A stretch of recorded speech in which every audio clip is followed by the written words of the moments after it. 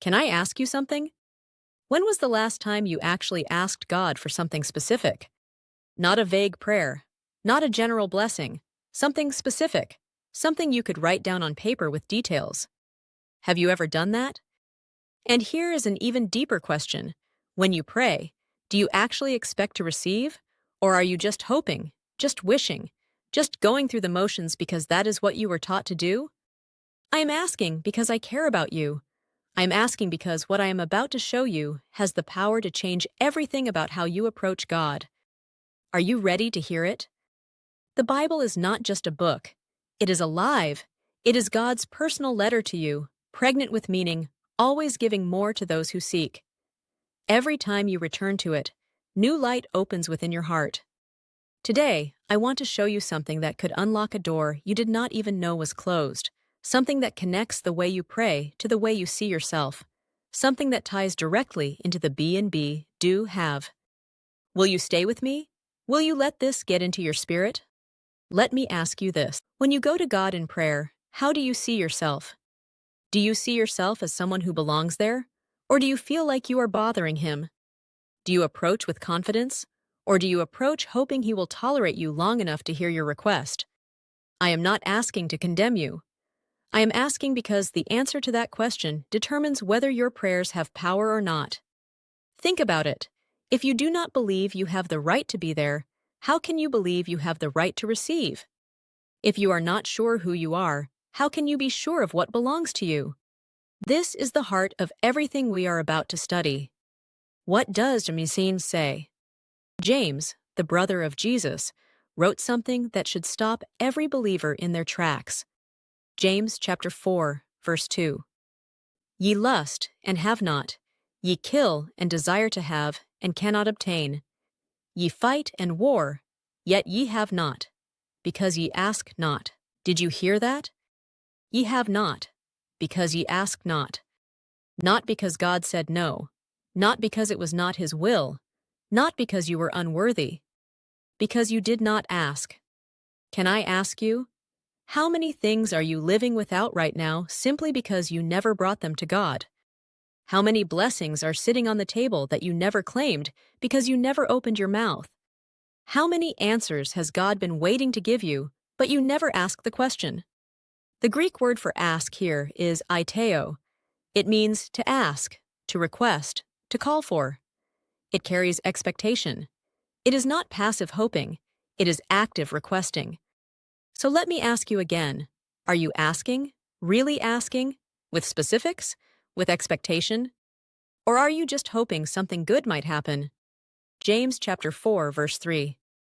Ye ask and receive not, because ye ask amiss, that ye may consume it upon your lusts. Now here is where it gets deeper. Some people do ask, and still do not receive. Why? James says they ask amiss. The Greek word is kakos.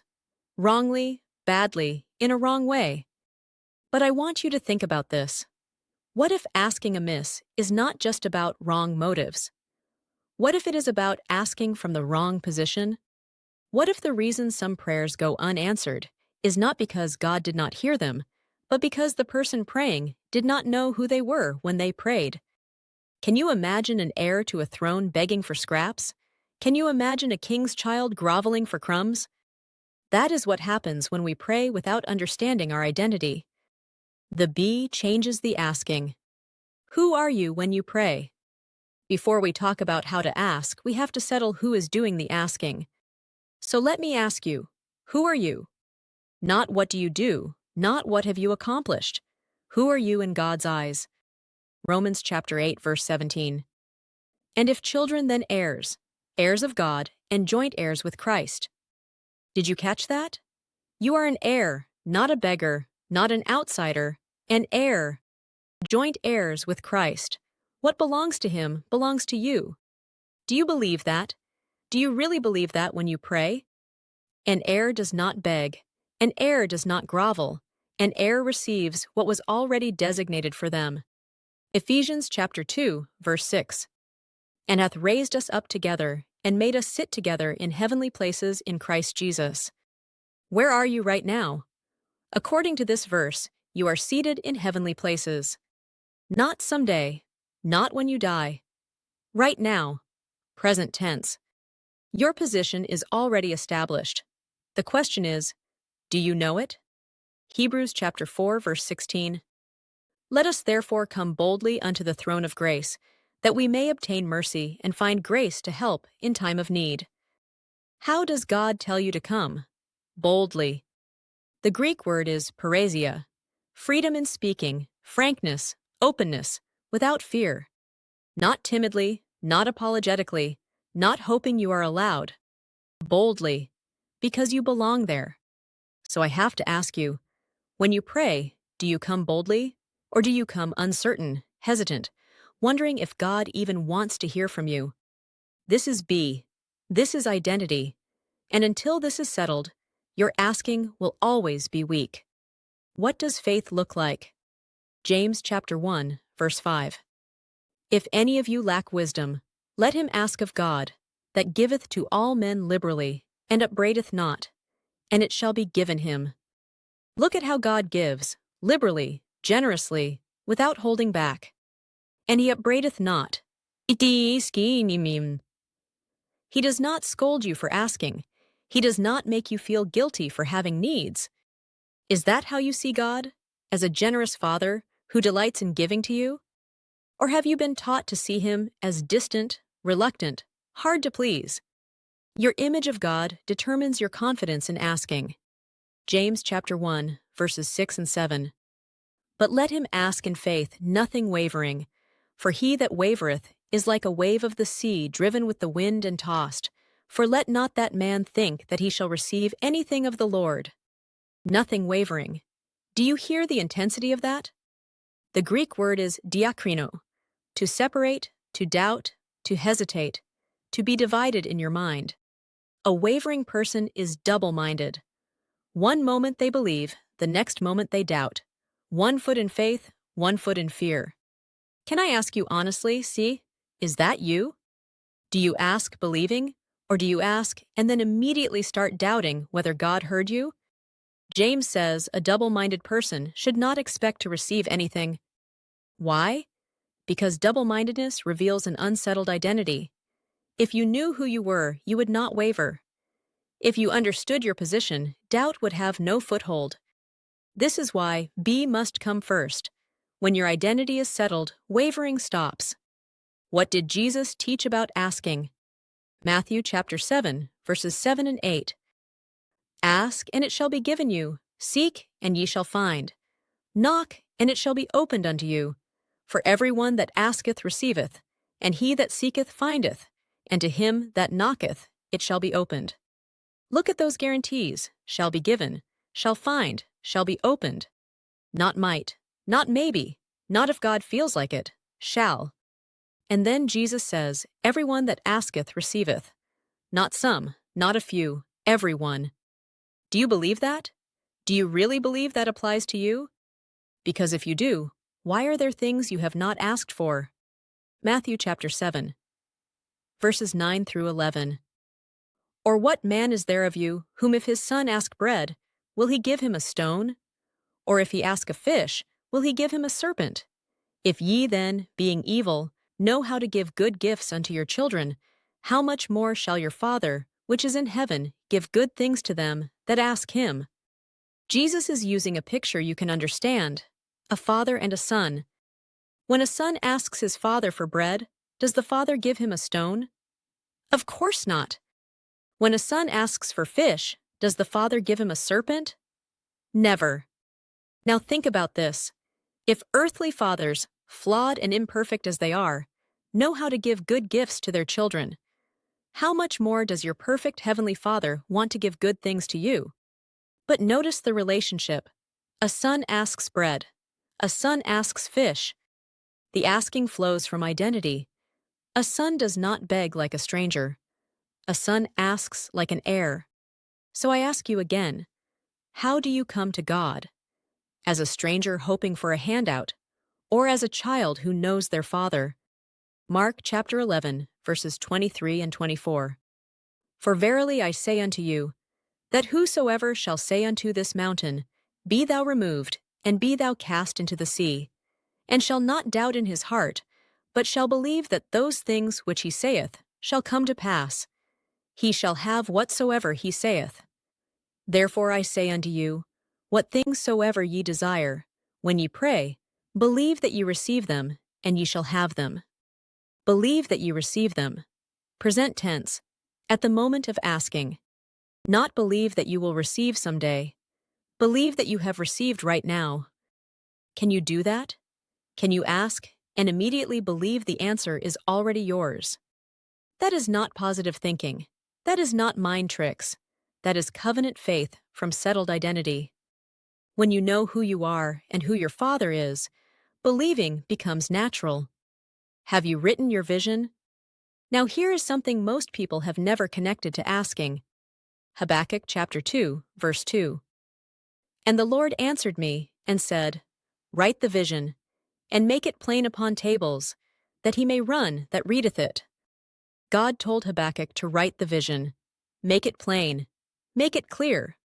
The Hebrew word for write is kathab, to write, to record, to inscribe. The Hebrew word for plain is bar, to make clear, to explain distinctly. God is commanding clarity. He is saying, do not keep your vision vague. Do not leave it floating in your mind as some fuzzy hope. Write it down, make it plain, make it so clear that anyone who reads it can run with it. So let me ask you directly, have you written down your vision? Not in your head, on paper. Have you actually taken the time to write down what you are believing God for? Do you have a vision board? A place where you can see what you are asking for every single day? God commanded this. He did not suggest it. He commanded it. Write the vision, make it plain. So why have you not done it? I am asking because I love you.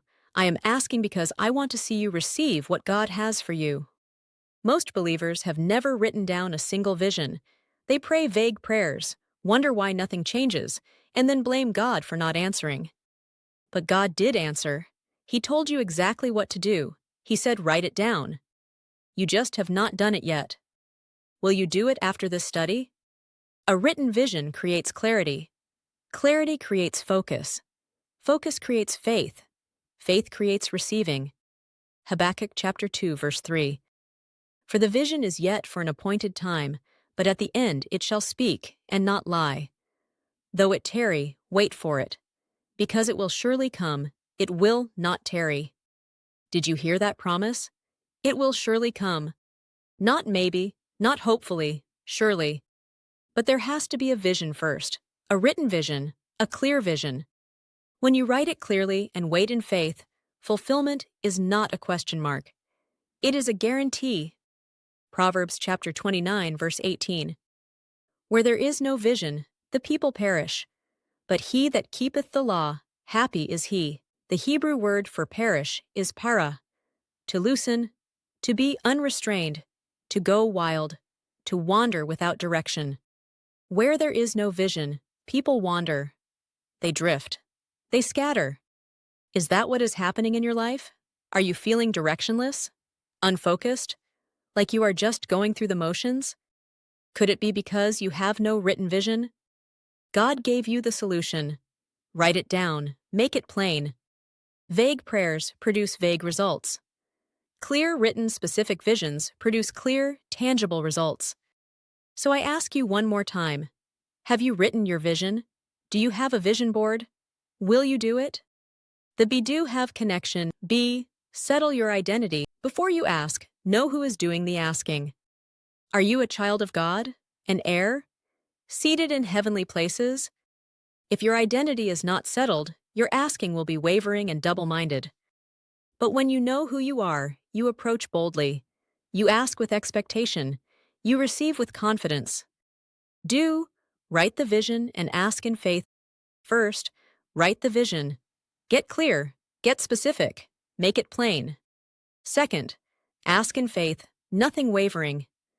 Bring your specific vision before God with confident expectation. Third, speak it. Declare the vision. Let your words align with your faith. Have. Receive what was promised. When identity is settled and asking is clear, receiving becomes natural overflow. The vision will surely come. What things soever ye desire, when ye pray, believe that ye receive them, and ye shall have them. What will you do with this? I have shown you what Scripture says. You have not because you ask not. You ask amiss because you do not know who you are. God says, write the vision and make it plain. God says, come boldly to the throne. God says, ask in faith, nothing wavering. God says, believe you receive at the moment you ask. So what will you do with this? Will you keep praying vague, uncertain prayers from an unsettled identity? Or will you do what God commanded? Settle who you are, write the vision, ask in faith, and receive what was already promised. The choice is yours.